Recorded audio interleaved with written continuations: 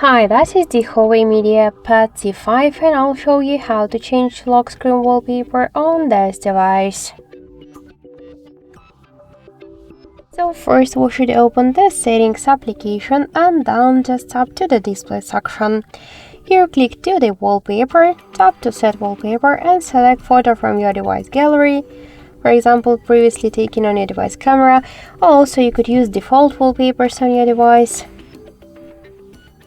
like this one. Also, we could tap to more wallpaper to use the just another and live wallpapers. So let's select one from these wallpapers. Just tap on the right upper corner and select lock screen.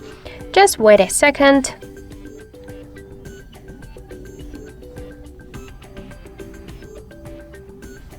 And after that, let's just lock the device. And as you could see, we just successfully changed our wallpaper.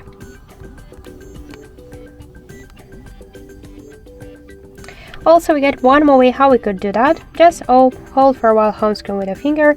Here tap to the wallpaper section and you'll see here the same gallery, regular wallpapers from magazine. Unlock, just let's select one from them. Tap to the right upper corner and select lock screen.